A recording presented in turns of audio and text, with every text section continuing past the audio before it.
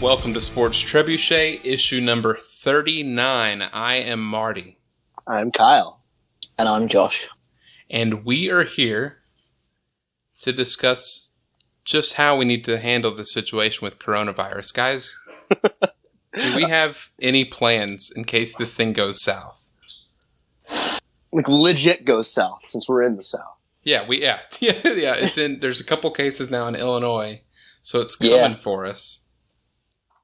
No, I guess I'll just ride it out.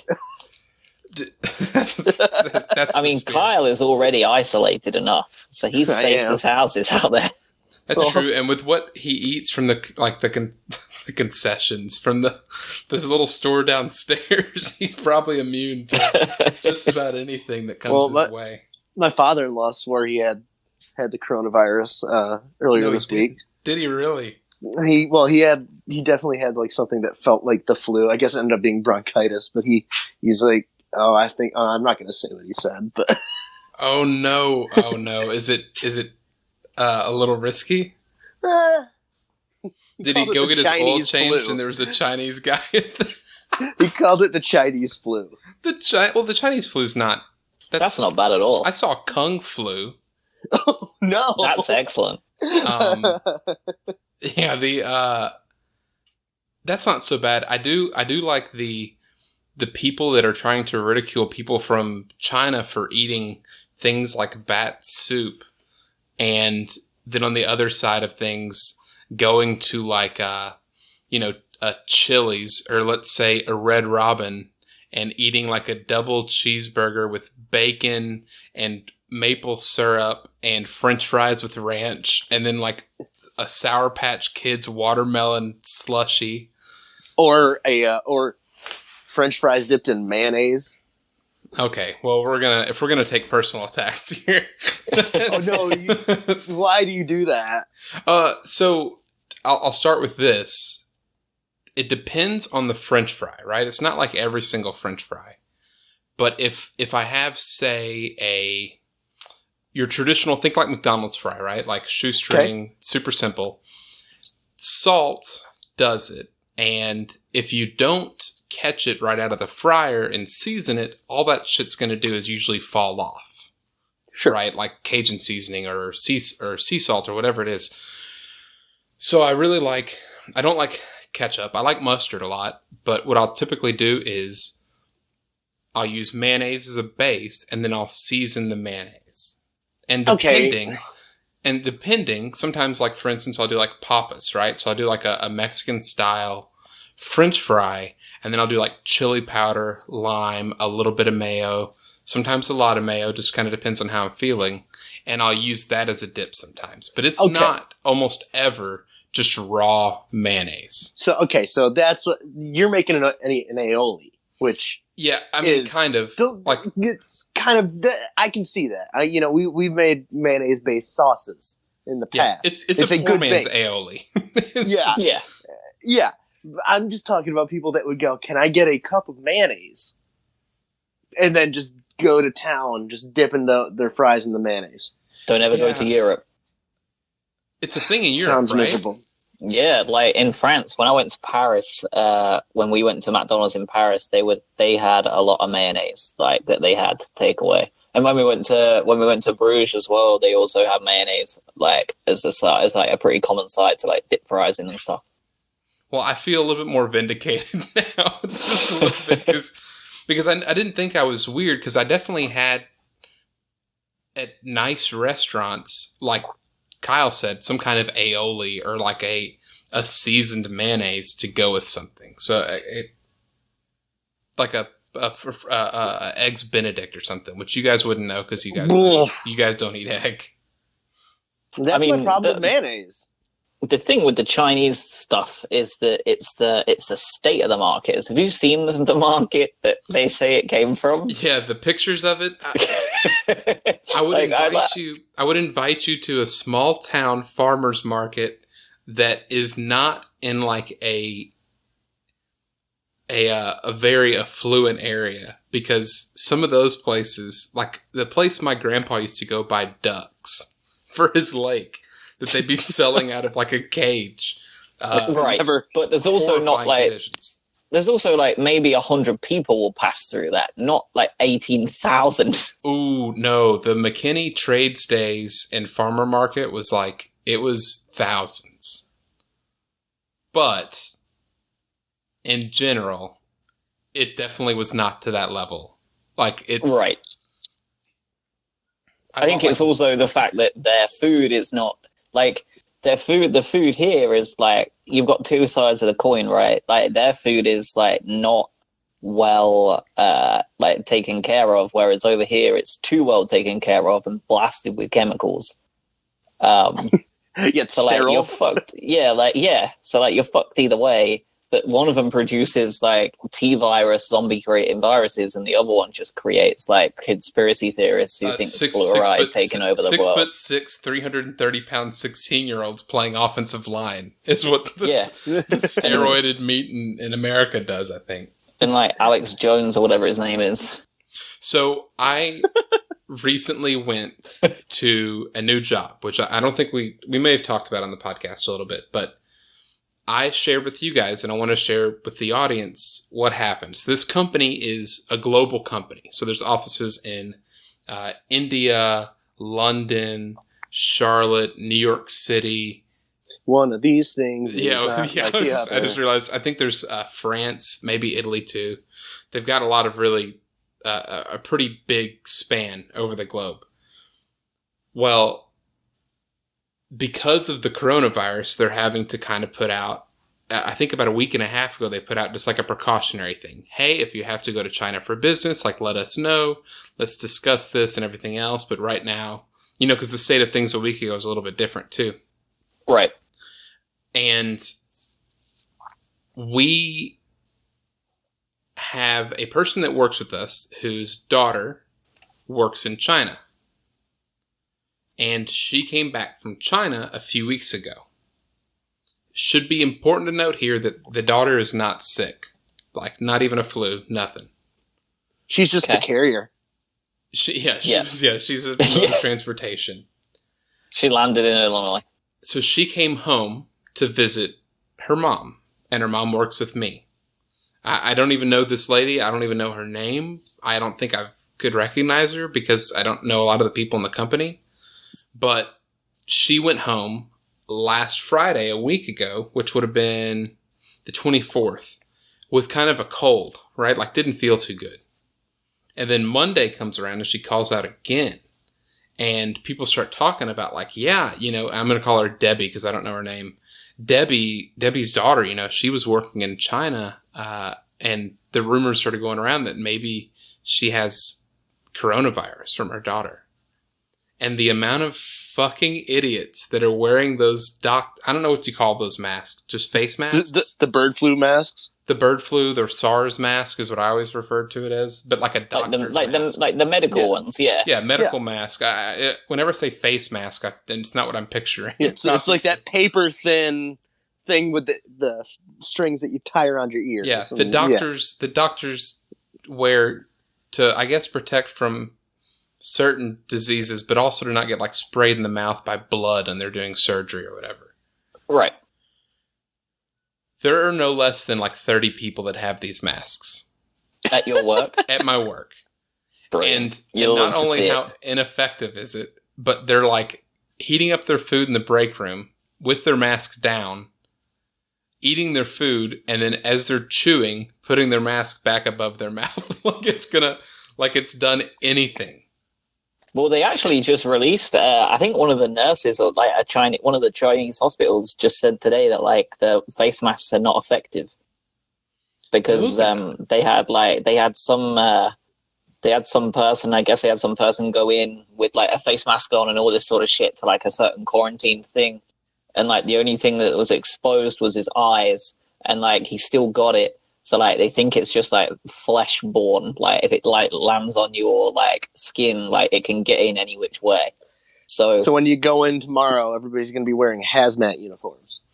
It's, honestly, it got better, and then it got worse again, because they put an email blast out saying, hey, production is halted. Y'all chill. She got diagnosed with a cold, like the lady. The daughter's not sick, and people are still wearing it. and they're like taking it off to go to the bathroom and then putting it back on when they walk into the offices. Like, I don't understand.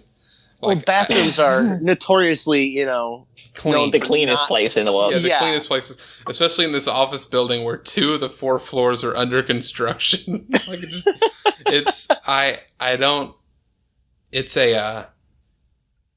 it's a weird thing to be around because it's hard not to laugh. And I've tried to sneak a picture of these idiots who are dressed like not quite work appropriate. And then they're wearing like, I say not work appropriate. Who am I to judge? They're wearing like leather boots that are like knee high, and then like denim pants. That's cool. Maybe a denim shirt to match. That's all cool. And they got this stupid ass mask on. And I just started coughing around the office whenever I go into the break room. Well, you'll know this person. One of our coworkers, Alex. He has a friend in Texas that when it happened, he bought like 8 boxes of those surgical masks and has flipped them for like a ridiculous amount of profit on like Facebook and Nextdoor to people that are exactly the sort of people. I was wondering who would spend so much money on these. Now I know the people at your work are the target market for this man. It is honestly like, the face mask. Besides the fact that, like, especially now, everyone's got a phone. Like, it's sticking to that phone, dude. Yeah. And that phone is getting touched by you all the time. And it's by your food, and it's in your hand, and it's on your clothes. Like, it's the silliest shit ever. Not to mention it's going through the 5G network. Disgusting thing. Oh, the 5G, which is just, so it's basically supercharged. It's supercharged coronavirus.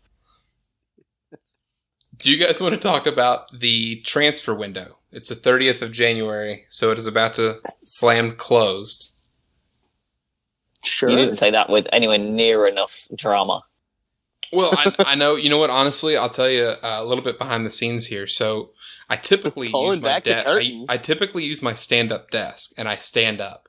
I'm sitting down now, and the chair I'm in is very comfy, but also it creaks if I move too much. So I've got a very low energy kind of paralyzed delivery currently in terms of physical movement, because I don't want the podcast to just be a series of like just back and forth. Here, let me see if I can get it to go. Oh, yep. Boy. It didn't sound like a chair creak. Yeah, it sounded like my asshole. Yeah, it sounded like you just ripped ass. Speaking of asshole, so did Watford bring anybody in, Kyle? They're looking at bringing in Ben Gibson, who's a center back playing at Middlesbrough right now. Obviously, they have to get it done real soon. But we did bring in Ignacio Pacetto, who was the guy that made that ridiculous save against Tottenham. Oh, the last... Yeah. Oh, okay, gotcha. Yeah, the guy that when it was 95% over the line? Yeah, the dude that shouldn't have been in there because he was brought in because Sarr came up with a hamstring injury about 5 minutes earlier. Wow. So is that your biggest... do you have anybody going out? I think that Success might be going out. That probably serves you well. Yeah. Yeah. He doesn't see the pitch anyways. I saw that West Brom made a loan offer for Domingos Quina. Who I like him a lot. I'd rather have him stay up, but I think that also Daly Bashiro might also be sent out on loan. One of my wonder men. Yes. From the Torquay save that I did on Football Manager. It would probably serve him well to go out on loan, just because he's not getting the playing time right now. But it's going to be kind of a quiet transfer window, I think, and that's fine. We did mention Richarlison, so apparently Barcelona put an £85 million pound bid in for him, and Everton said nah. Really? Yeah. 85 million? Yeah. Josh, they have also come out and said that the fact that Everton have been, in their own words, emphatic that reports of any bid from Barcelona are nonsense and that they consider the matter closed. There's a lot of people that I've been listening to on the radio today that are very well placed compared to us, like South American consultants and all that sort of shit, that actually think this is just an agent thing, where there hasn't actually been any bid. There may not even be any interest. It's actually just an agent sending these stories to Sky Sports and ESPN and people like that to circulate it, to gather that attention, to see if they can actually make it happen. So I know your thoughts on agents in general, but in your estimation, is the goal there to attach that $85 million tag in the minds of Everton for Richarlison, or is it to... I don't know. I don't even know how to ask the question because I'm not even sure. Is it... Well, Richarlison is only young, right? He's still a young player, and Everton have just... I think it's just recently they've signed him to like a 5-year deal, like an extension. So £85 million for him isn't the world's craziest tag I've seen, because if that was real, it would be like a hands-off tag, right? Like they've just gone so high that if you want him, you're going to have to spend more than you want to get him. But the idea is that they're just kind of floating this out there because Luis Suarez, who is Barcelona's main striker, has had a bit of a serious injury, and he's probably out for the rest of the season. So Barca are looking for a striker, and agents know that. And I think this is honestly, from everything I've read and heard, is just a very, very clever agent manipulation to try and see if they can engineer a move from Everton to Barcelona. And the reason being is that who makes commission off of all of that money? The agent. Who makes signing on fees, bonuses, all that sort of shit? The agent. And if you're organising a genuinely £85 million move to Barca, like, you're an agent that's like set for life. So you're making I get it. Yeah. So the most, I'm just kind of looking through this list, and this tracker I know is not completely up to date, but it looks like the biggest price tag coming into the Premier League is Bruno Fernandes for Man U. Yes. Could you give us 10 words on how good he is? Because I've honestly never heard of him, and I know that's not like a shot at him. It's me, like in this situation. Yeah, it's not you, it's me. He's not so much the reason he hasn't made the news story so much is because he isn't like a Leo Messi or a Suarez or like a Aguero. He's not a striker, he's a midfielder. Like, he plays in central midfield. He scores plenty of goals from there. Think of him more as like Kevin De Bruyne. He's not even like a number 10. Like, he's not going to sit right behind the striker. He's that number like 8, like that Pogba, De Bruyne type player. So he's the key pass guy? Yes. Yeah, he's the dictator of the ball in the middle of the park. And I think he's only 25. He's been with Sporting Lisbon for a while. I can't remember who they signed him off of, but he essentially has been running the show at their place since they've had him, and he is like quite clearly Portugal's next big talent that they're going to build their entire team around. Like, the Portuguese national team is going to have to say goodbye to Ronaldo within the next 2 years, or at least by the next World Cup. And Bruno Fernandes is the man that they intend to kind of have take over from that. And he's good enough to do it, and he's an excellent signing for United. I think that Ole Gunnar Solskjaer has had actually a pretty good transfer record. He signed Daniel James in the summer, who was excellent. He signed Aaron Wan-Bissaka, who was like fantasy football king last year for like 4.0. I'm pretty sure me and you both got on him really early, Marty. He was like last year's Lundstrom. And then, of course, he's brought in Fernandes now, and he brought in... Who was the other person he signed last year in the summer? He brought in somebody else. They've all done pretty well. So he's done a good job, and Bruno Fernandes is a top signing. I'm surprised they got it done in January, honestly. I thought it might have took until the summer. Yeah, it seems that big of a price tag in the winter transfer window, from the little bit I know. Doesn't seem right. Or doesn't seem... It seems odd, I guess is what I'm trying to say.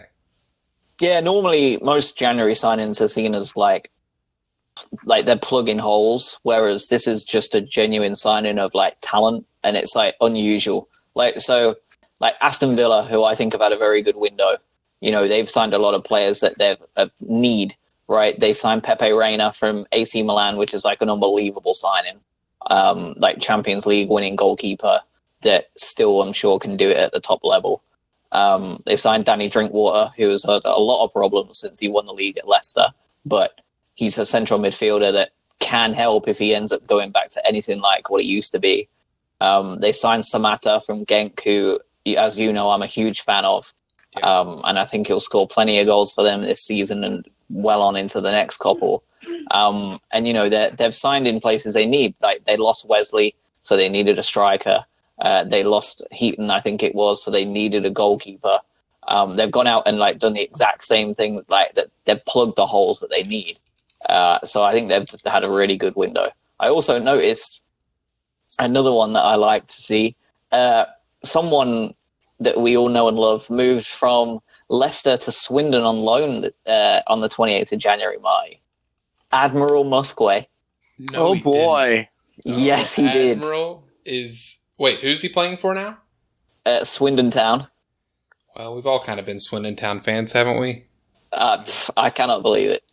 I just saw him as I was going through all the transfer moves, and I was like, holy shit. Truly a blessing. So it is interesting you brought up Villa, because the Samata signing, but also bringing in the 2 loans, and then Sheffield just saying, okay, cool, yeah, we're in. We're going to stay up. And buying Sander, is it Berger, yeah. Berger, okay. And then bringing in Jack Robinson, too. I don't know, it's interesting to see both of them that I think we all figured they'd be near the bottom, right? Because most new teams to the Premier League are.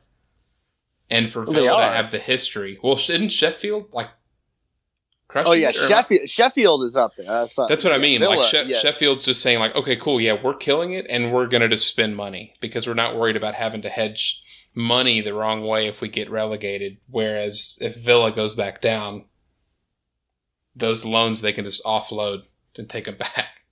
Yeah, it's a clever move by Sander Berger. I'm sad because I know we were in for him in the summer and he didn't want to come over. And I guess Sheffield United were also in for him in the summer, but he didn't want to come over to England because he didn't believe either team would be good enough for him. Yeah. But, you know, now Sheffield United is safe. I think he's took a look at it and thought, I'm not getting any younger. I think he's like, 22, 23? And I think he's just thought, I can sit here I've got 18 months of guaranteed Premier League football. If I can do what I've been doing in Belgium for the last 2 or 3 years in the Premier League for 18 months, even if Sheffield United go down bottom, like I'm going to be playing for, you know, any Premier League team I want outside of the top 2 or 3. Right. And I can understand why he did it. I think that's an absolutely world-class signing for Sheffield United. You know, that upgrades their entire midfield 10 times over, I think. Well, I think he's an excellent player. We can cover this more if you want. I want to put a pause because we're actually going to have Jay from the Partial Recall podcast come in. So I'm going to hit stop on this recording, and we will pick it up with Jay. All right, we got Jay from the Partial Recall podcast, at Jay Cranfill, at Partial Recall _ Jay, can you hear us? I'm here. Can you hear me? I can hear you. So you went to the Royal Rumble. Oh, boy, did I. It was amazing. Tell us about it. We can interject wherever you'd like us to. Okay. I mean, the show from beginning to end was really good. And I was in Phoenix last year for the Rumble that they had out there. And that one, I mean, it's not a bad show by any means, but I felt like the energy in the building at Minute Maid Park was like, it was pretty much full tilt the whole time. Like maybe because the Bayley-Lacey Evans match was when everyone apparently decided that was when they were going to go to the bathroom. Yeah, I can't. Same, I think. So, other than that, I mean, it was just the crowd was going pretty nuts the whole time. Just in general, I thought that it's the second year in a row they've had it at a baseball venue, and it seemed like they had the ring situated a little. Maybe it's just the way that the two ballparks are configured a little differently, but it seemed like the ring was closer to the regular baseball seating at Minute Maid than it was last year at, I guess it's Chase Field out in Phoenix. But that was just first observation. Last year we actually had floor seats, but they were way on the back, and that's not a very good angle to see the ring. And we were like in the 100 level, just like the guys. Everybody came out of basically the dugout was the ramp to walk to the ring. Like we were like one section in the 100s and like one section over to the right from where they were coming out. So it was like a phenomenal angle to see anybody come out for their match and to watch the matches themselves. It was great. Yeah, it looked like when they walked out, like if they went up the steps and stopped, that you're viewing them in their right ear based off the picture. Is that right? Yeah, exactly. So when you say it didn't seem like the ring was centered in the field, did it look like it was closer to the diamond, you mean? Like in terms of... Okay. Like last year, it felt like they had it more like on the beyond where... Like on the edge of the outfield is more where it's situated, it seemed like last year. This year, it seemed like it was more like on second base or just inside of it. That just might be my, just perception from where I was sitting in the two different ones, and like the angle made it look further away. But I don't know. It seemed like they learned logistically some things from last year and maybe corrected that this year and just the setup of everything. So. The venue itself, Minute Maid Park, I don't have an issue with it as a baseball stadium. It's a team that plays in it. Yeah, that's true. But nobody likes that team. Judging by the fact that they ran out of concessions like maybe 2/3 of the way through the show in a lot of places. And I'm not sure all the bathrooms were open because of the tremendously long lines anytime you needed to go. Surprisingly, it didn't seem like Houston was ready when a flood of people was headed to their city. I can't believe it. Used to being unprepared for a swath of... No kidding. But that was like I'm telling you, I'm trying to remember everything in order, but I guess it was like the Falls Anywhere match, and then it was the Women's Rumble. And then go ahead. I got a question. During that Falls Count Anywhere match, why didn't you jump down and help out Roman Reigns? Everybody else did. No, I was... Or did you hold one of the Usos' beer? Yeah, I was performing another task during that time. They were actually, from where we were at, when they were on the actual floor, they were like on the completely opposite side from where we were, and then it ended on top of the opposite dugout. So that entire part of the show was just watched on the screen because I couldn't see where they were or what was going on just from a plane view. I was actually about to ask you that, how it was in the arena for you, because when we went to Clash of Champions, there was a bit of scrapping in the arena, but it was right near us, and Minute Maid Park is a lot bigger than the little arena in Charlotte for a the pay-per-view. Spectrum Center. So I was intrigued to see what it would have been like watching it live, because when we're watching it like on the TV, it's designed for us to look at it. And we said at the time that it could have been a bit we said at the time, like, it can't be like optimal to just like sit there and like try and find out where the hell anything is going on. No, I was just watching it on a big TV screen. If the way it was situated, it had concluded on top of the dugout that was close to us, it would have been fantastic. But it was on the complete opposite side. So you're basically just watching it on. They had like the screens around like the rafter area or whatever right above the ring, and then the ballpark has one huge screen like above right field, and you can watch it on either one of those. But gotcha. I was going to say, when I think the Women's Rumble ended, and essentially once everybody knew that Bayley and Lacey Evans were coming up next, like it seemed like a third of the crowd just immediately turned around and just bolted for concessions and bathrooms. and I did the opposite. I watched them, and the second there was a 3 count in that match, I took off and sprinted, thinking that was going to be a great plan. But then I got stuck in the line while they were running all the promos for The Fiend against Daniel Bryan. Oh. And managed to get out of there and almost literally sprint from the bathrooms to my section and down the stairs, like just in time for when the music kicked in. So I avoided disaster there because I thought, man, I'll come all this way and pay this money and stuff and miss the part of the Universal Championship match. You can't have that happen. How did you like in person the Fiend's entrance? It was very cool. I was most pleased by the fact that once they got in there and they were going to get started, that they weren't under a giant red light. Yeah. Yeah, for real, dude. Very disappointed that that there wasn't a red light. So I was at SmackDown in Dallas on last Friday, and they used the red light that night when he came out, and then they had a whatever after TV's off.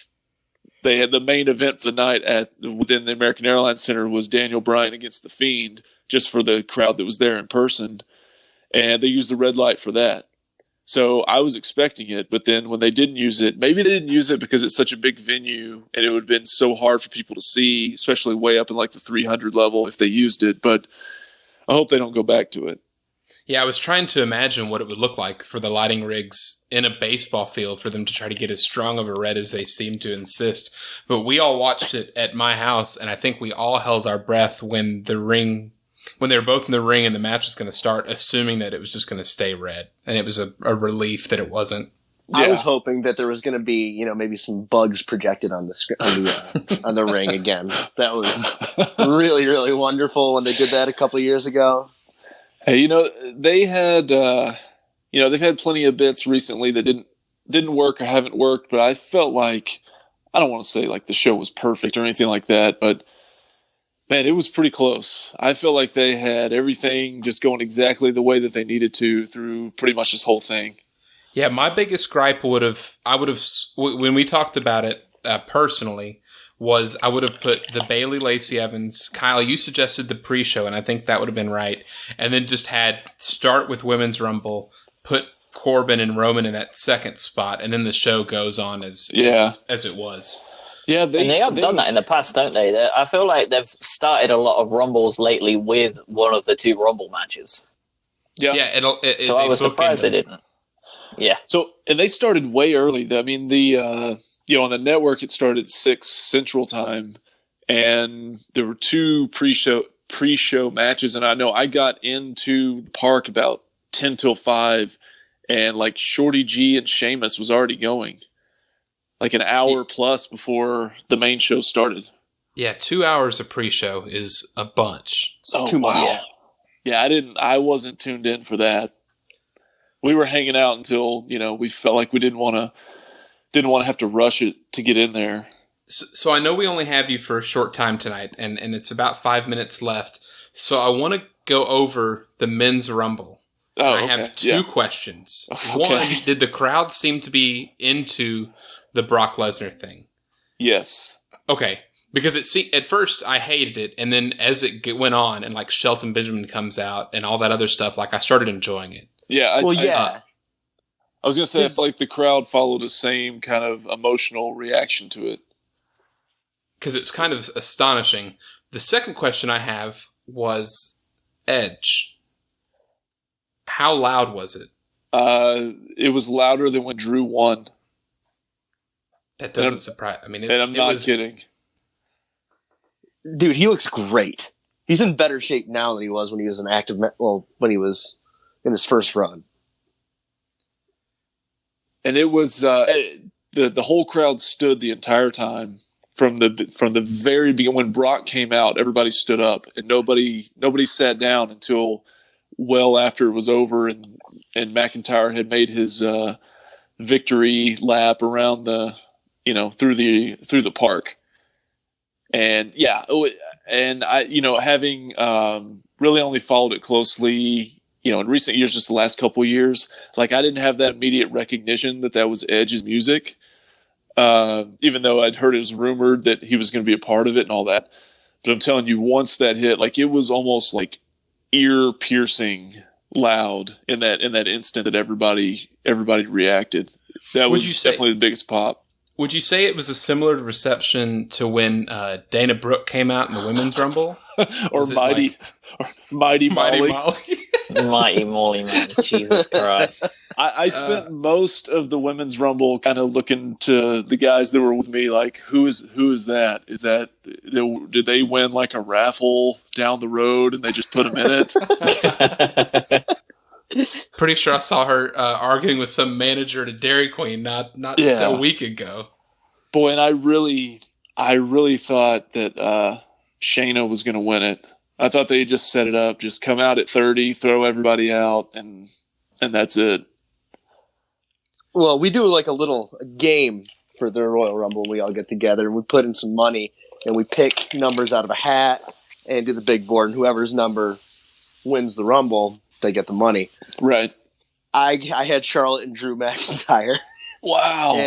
Kyle fixed it. It was bullshit. I did not. And Josh had Roman Reigns and Shayna Baszler. So, man, tough break. And I was hopeless. Yeah. Honestly, I wasn't too upset with the Roman piece. Like, I didn't want him to win anyway, but I was gutted with the Shayna thing. Like, I think that we all know that Charlotte is going to be in the main event of some kind of WrestleMania match. Like, I feel like they could have used that as a tool for someone else so much easier. It's kind of like when Cena was winning Rumbles. Like, we didn't need Cena to win Rumbles. We knew he was going to be there. I think that's what's beautiful about Roman, though, is because everybody has this dread. No matter who they put over that isn't Roman, people are thankful. And it's just like, take away your favorite toy and give you this other toy that's not as good. But you're really appreciative because I took away this other toy. I feel like they keep doing that with Roman, and I'm okay with it because it's helping other people get over.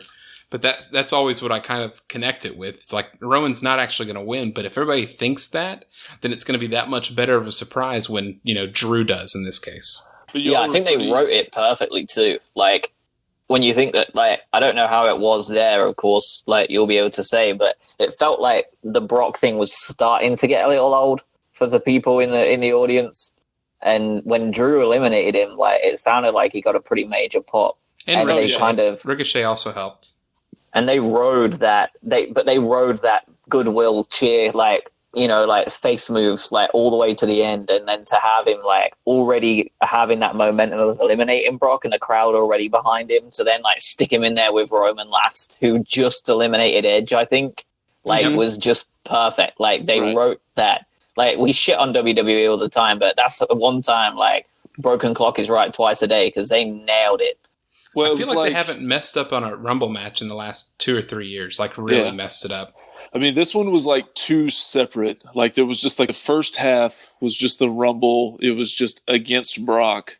And then you almost had like your just separate thing for the last 15 that came out. It was like two different stories, I guess. And I was still convinced that Roman was going to win, because I thought they already had enough with Drew eliminating Brock and then kind of staring him down and stuff. I was like, that's enough right there that they can build that Brock wants to get back at him at WrestleMania. Like, Drew doesn't even have to win it. And I was like, they're going to give this to Roman and nobody's going to like it. Yeah, I'm glad they didn't. I'm glad Drew didn't. Yeah, won. And if I can get it, Jay sent me a video of his celebration afterwards, and I'll play the audio of that.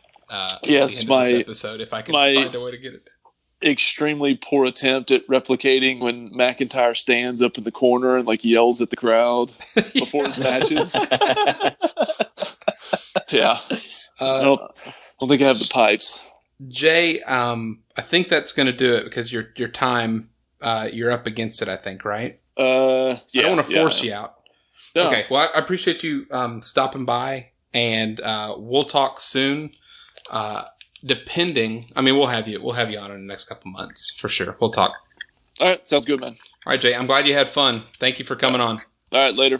Have a good one, man. See you later. Okay, thanks again for Jay stopping by. I believe we were leaving off, we were in transfer talk, and Josh, you had just suggested a really good signing for Sheffield. Was that right? Did I have that right? Oh, Sanderberger. Yeah.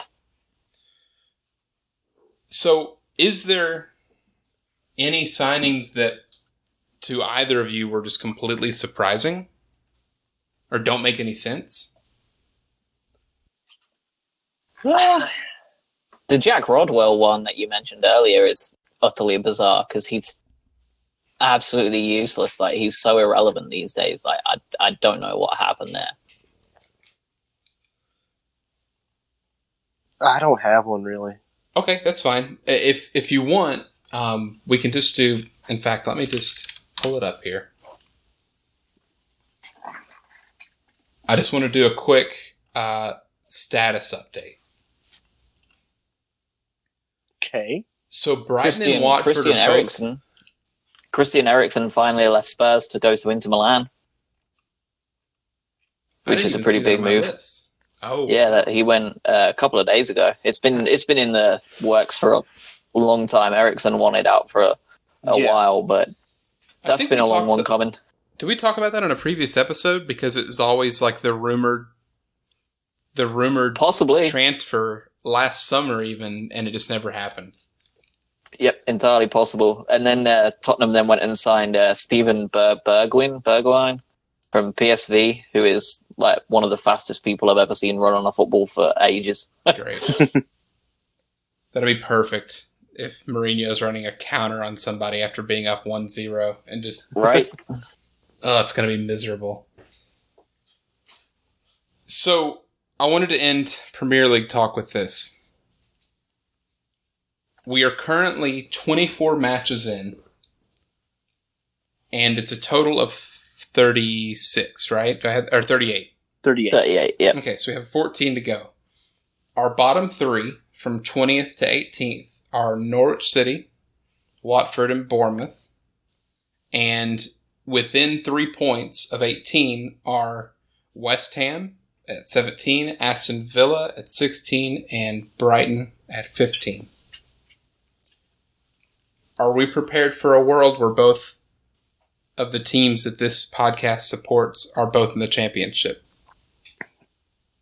I mean, I don't want to be ready for it, but... Well, you've been ready for it since the first, 3 months. Yeah, I mean, it's been now a rough you're getting a sign of hope. Yeah, I mean, let's face it. It is incredibly tight right now. I think that you're almost guaranteed that Norwich is going down. Yep. But after that, it is, let's see, Watford, Bournemouth, and West Ham all have 23, and Villa and Brighton have 25. I mean, it is so incredibly tight.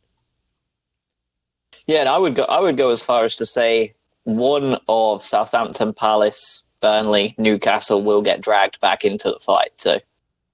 I know they're 5 points clear now, but there's always one team that drops off heavily from mid-table safety after the January window to serious shit. And I wouldn't be surprised if it was Newcastle, who are further down than everybody else, because they aren't good at all. I think they have scored less goals. I think they've scored less goals than most of the people in the bottom three, haven't they? They've scored 24. Crystal scored 22. And then your relegation, Bournemouth has scored 23, Watford 21, Norwich 24. So, as it stands, your lowest scoring team, God, Sheffield's only scored 25. Yeah, Watford's the lowest scoring team in the league. Yeah, lowest scoring, and then second is Crystal Palace. And then I believe Newcastle would be tied for fourth. Bournemouth being third. Yeah, Bournemouth, yeah. Yeah, so fourth is a tie between Norwich and Newcastle. Sheffield United have only conceded 23, though, which is the second best in the league. They are built on defending first, keeping the ball out of the net, and then seeing what they can grab at the other end. They have only conceded 23 goals all season. Leicester City have conceded 24, Man City have conceded 27. This is it's outrageous. They've built themselves on just defensively sound. Liverpool have conceded 15, but they're just not normal. So And then on the other manager, your man, Chris Wilder. Is he largely viewed as a manager that most people like? Yeah, he's an excellent manager. That was the impression I got from two different podcasts where they're all really happy for Chris Wilder.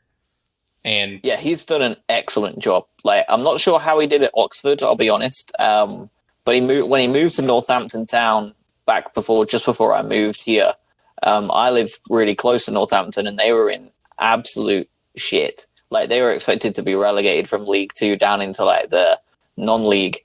He turned them around, he saved them, and then sent them, like, I think they won the title like 2 years into his leadership. Wow. And then that's when he went to Sheffield United. So they went from like the absolute brink of going down to winning the title with, like, I think it was like 100 points or like 98 points or something like that.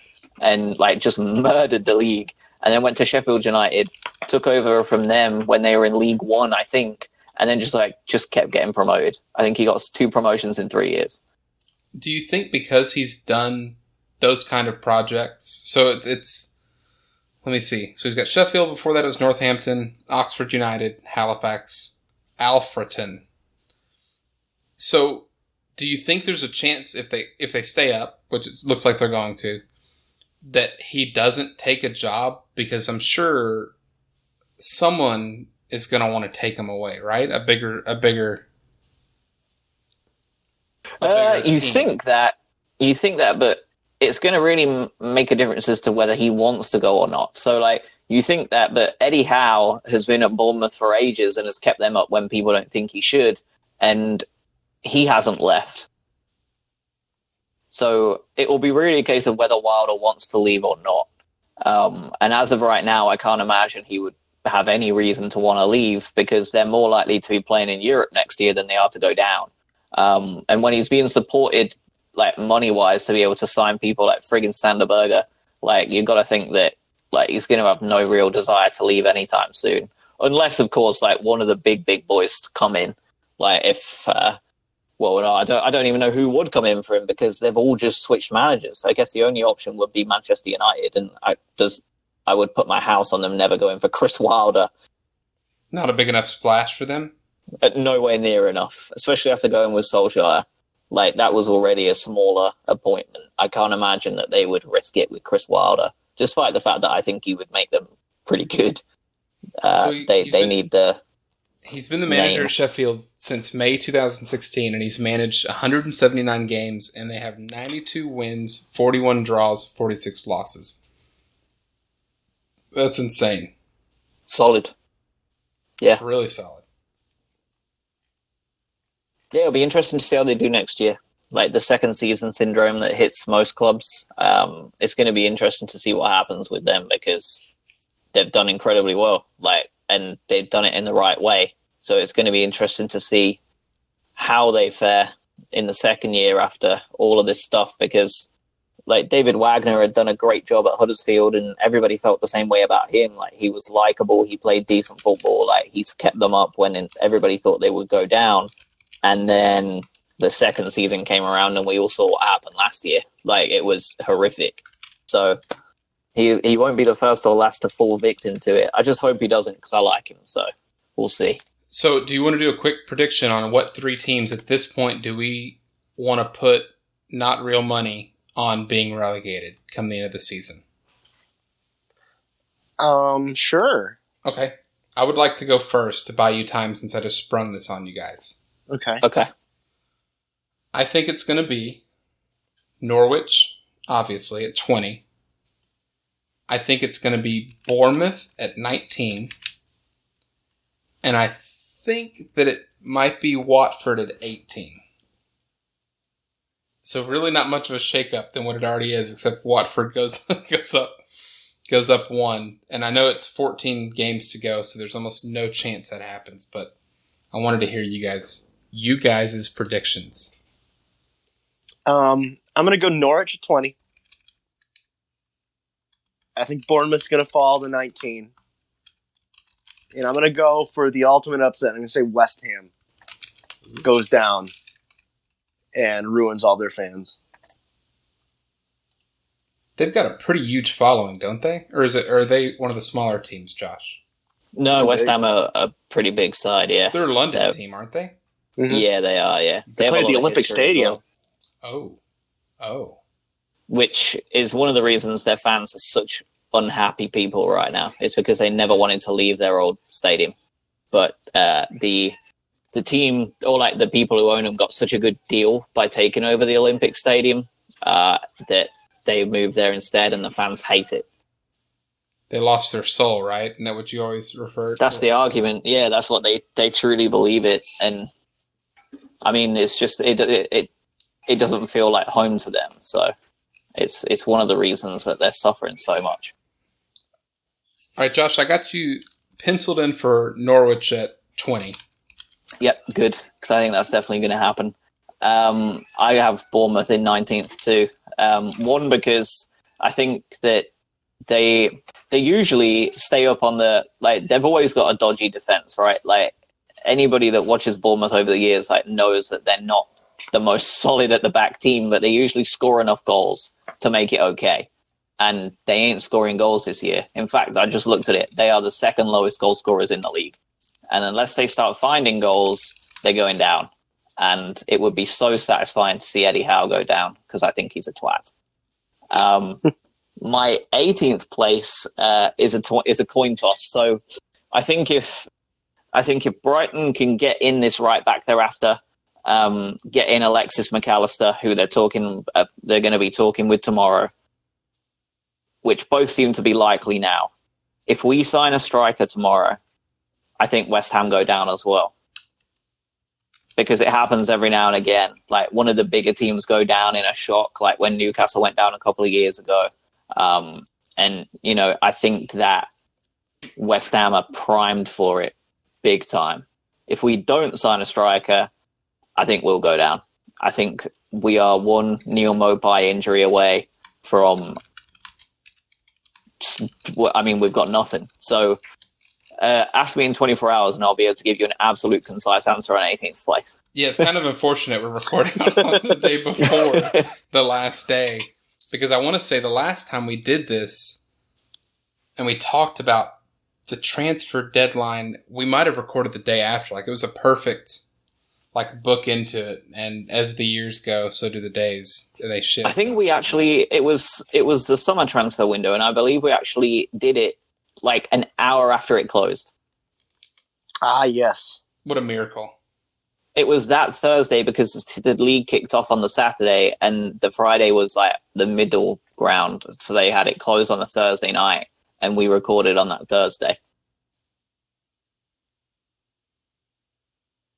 Well, what do you guys have before we get out of here? Kyle, you went to Clemson. How shitty is that arena? It's real tiny. It was a really weird scene. So went down there for the Clemson-Syracuse game, and Syracuse was up for most of the game, but then they had a layup with 2.3 seconds left to win. So that was a little sad for my father and I. But what time did you get back in to Charlotte? I got back to my house at about 1:30 in the morning. Oh. Yeah, it was a little rough because I had to drive back to South Charlotte, then come back out my way. After a last-minute defeat, too. Yeah, it was a tough drive home. But so it was like military appreciation night.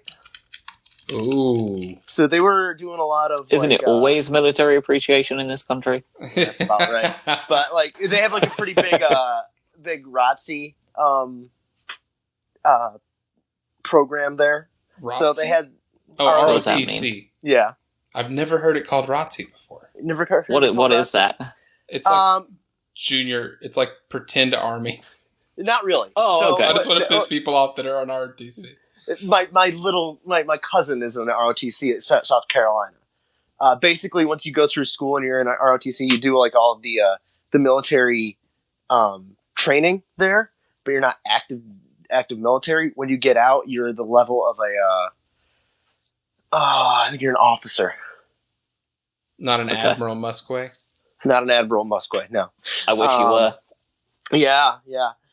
So they were doing a lot of things surrounding the military. So like they presented flags to some veterans. Some of the ROTC Rangers rappelled down from the rafters, and all I could think of was Owen Hart. Or Stink. I was like, I didn't even click. Yeah, that I was is... like, what's gonna happen? Is somebody gonna fall, and then they're gonna cancel the game? God, that would have been sad. Do you think one of the veterans would like unroll their flag and put it over the body if that were to happen? No, because then it would touch the ground. What war were they veterans of? I don't know. They're like 70s. So probably Vietnam. Did anyone let them know that we lost? No, that wasn't discussed. So there was a Syracuse fan sitting next to me, and I see these guys just like hanging up there, getting ready to rappel down, and I'm just like, I look at them, I go, "This is the stuff of nightmares." Like I was like, I have a serious fear of heights, and just looking at this looks miserable. Kind of a funny part that I had to try not to laugh at, but during the national anthem, so they start singing, and they hadn't unveiled the flag yet. So one of the guy who's like leading it's a big giant flag about as big as the court. He yells like at the starting of the so like, oh, say like that, and then like this guy goes, yeah, like he just starts screaming like, his orders. Screaming the song. No, he just starts screaming the orders to unravel the flag. The singer did. No, not the singer, but the person that was leading the flag people. Gotcha, the flag people. The flag people. Well, while they're going back and they're trying to do it pretty fast to open it up, one of the girls that's doing it falls. Oh no! She trips and falls underneath the flag. Did they burn it right there? They should have. But at the halftime show was like the kind of, the people that have like the old timey rifles that do like the flipping of the guns and everything like that. Yeah, I don't know. Yeah, it's like synchronized. Called. Yeah, this is like the perishing rifles, or that's what they called it. Neds. Sure. It was the military ceremony. I looked up gun synchronized flips, and the Google results are gun twirling. Don't think that's it. That's a really rudimentary version of what they were doing, but it was like the most somber, like halftime show because people weren't like clapping during it; they're just letting them like walk on the court and flip their guns around, and then they clap for him afterwards. It was very weird, but the reason it was a weird scene is that I had this Clemson fan behind me, and much like when we went to Night of Champions, he's had one joke that somebody down the line giggled at, and then he decided to do his whole set. Oh no! Oh no! So at some point, well, first of all, he asked his buddy in the first half, "Hey, what is that mop for? Are they using it to wipe up the scuffs?" And like his buddy was just like, "No, they wipe up sweat and moisture." He's like, "Oh, I thought that it was for mopping up the scuffs." That was his bit? That's like the... No, that was just a real question that he had. But then it turned into... I forgot what he said first, but it got a giggle down the line. So then it turned into weird insult guy, where like if somebody did something good for Syracuse, he would say, one of them, he said, he likes his rice cakes without peanut butter. Yeah, but my personal favorite that he used a couple times was he voted for Bernie. Oh no! Good one. Good one.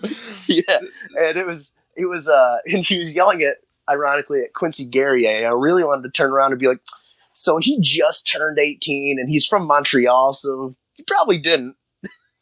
He voted for Trudeau.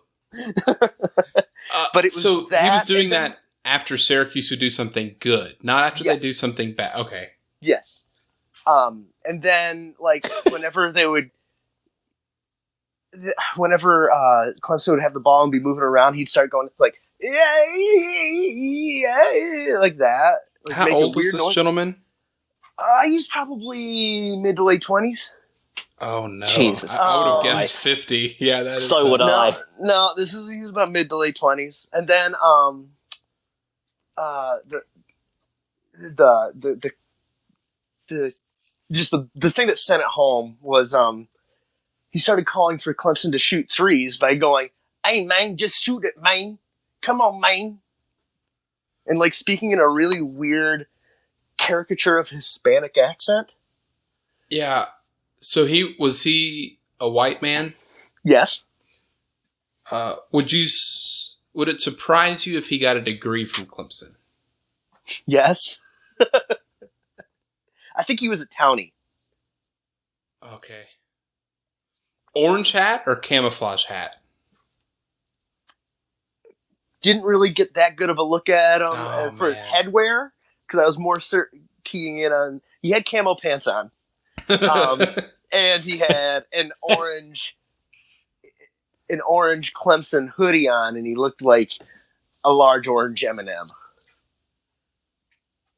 Brilliant. Which you already can't eat because of your peanut allergy. Yes. But it was just a weird scene. Yeah, that's there's always someone worse. And it was getting chippy. Like, the game was getting chippy, so it started, like, the crowd was really getting kind of amped up. Did your dad think about swinging on this guy, or what? No, my dad would throw out his hip if he did that. Oh, did your dad wear a hat to the game? He didn't, but he brought his veteran hat to wear. No, he didn't because of the military? I was just going to ask him. No, his reasoning behind it is because nobody's going to fuck with me if they see they usually don't fuck with me if I'm wearing a military hat. Wow, that's honestly not bad. Yeah, going into a hostile arena, if you got the military hat on, nobody's going to go up to you and really talk too much shit to you. Yeah, I mean, there's already guns in the building. They're flipping around like it's a fucking baton. So it's called drill team, by the way. Drill team, sure. Yeah, sure. It makes too much sense. I don't know why. Yeah, just I did some of the research online. But yeah, it got way too politically charged for me. Yeah, so I'm trying to think here. Let's think as a group. We all experienced the wrestling guy. Yeah, and it's not the first time. We've actually we've done it twice, right? Because it happened at the NXT show, and at the WWE show. Yeah, why is it that somebody always says one joke and they get a reaction, and then they do their full set? It happens everywhere. I mean, it happens if you're in the DMV line and one guy it's like, fuck, I could have had a full 8 hour, just to say some stupid joke of the DMV, and it takes one person to giggle, and then they do their stand up. What is the sporting event that all three of us could go to that's relatively close that would have someone be worse than the guy that you experienced at Clemson and that we experienced at a wrestling show? NASCAR. Oh. Okay, NASCAR's off the table. That's an easy answer. I feel like that's a way too easy answer. I don't think it's a soccer match. You know what? Actually, I bet it would be a soccer match because it's a guy that had never watched soccer that is talking about flopping. Do you think that maybe at a Hornets game it could be worse? Not really. I mean, I've been to Hornets games and I've had a really good time. It tends to be more just a family atmosphere. How about a lower level MMA event? Ooh. Oh, that is, I think, our winner.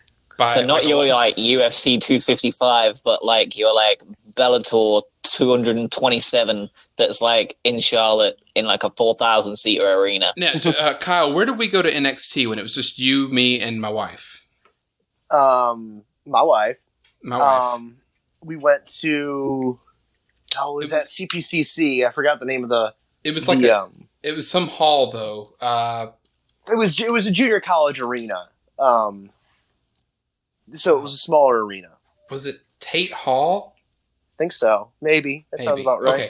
So yeah, we're talking about I think 4,000 might be too big. It would be the lower level MMAs where it draws like 80. Like the indie wrestling equivalent of an MMA show. Yes, exactly. Where it has just like all the people wearing like no fear tops. Ooh, yeah, no. I would fit. I was gonna say I would fit great in if they let me bring my monster. They wouldn't fuck with me. It's my version of the military cap your dad wore. Well, you forgot the cap in his car. So it's a mute point. Yeah, a mute point. Mute? You said moot. Moot. Did I say mute? Yes. Yeah. Well, I'm an idiot, so like we've determined this. Do we need to like mute your microphone? No, it's mute instead of moot, and it's a shit brick house and Aston Villa. Aston Villa is one that will never not annoy me. For me, it's so hard to say villa. It just is. It's not. But you have to understand, in Texas, you don't really talk about villas. You'd see a Villa maybe because it's also a common last name. Yeah. Well, yeah, that's it. Like, I've had Aston Villa my whole life, but I've also had David Villa, like the Spanish striker that was huge in the mid 2000s. So like, I don't get it. I just don't know why you can't differentiate them. I've done better. I think I've said Villa. Like, no, you have been better. Fair play to you. That's at least in one thing. That's certain. Proud of you. It's progress. I think that's going to do it for the show. Do you guys want to get on the internet and start shopping for lower class MMA tickets, and we can use it for the show? Maybe I'll record some audio. You can do it. We can do it as a case study. Yeah. Yeah. What could go wrong? Josh never makes it back. Yeah, they just tried to deport Josh because he's an immigrant. Yeah. I might support him on that. They wouldn't let you in. They'd take your ticket. You'd ask them where the restroom is, and they're just like, here, I'll show you. And it's a fucking back room where they just interrogate you and send you home. They ask you about your trip to Egypt. Over and over and over again. Yep. So Egypt. All right, is that all you guys got? Yep. No. Okay. Well, that's rude. All right, guys, thank you for listening. At Sports Trebuchet on Twitter, and tell your friends. Hi, my name's Joshua Tracy. And I am Corwin Heller. And we are the hosts of a statistics and sports podcast called Juicing the Numbers. We cover the NFL, college football, MLB, and the NHL with anything that we like to talk about in between. If you like sports and the numbers behind it, come check out our show, Juicing the Numbers, on iTunes, Spotify, Stitcher, wherever you find podcasts. Hit us up on Twitter at JuicingPod.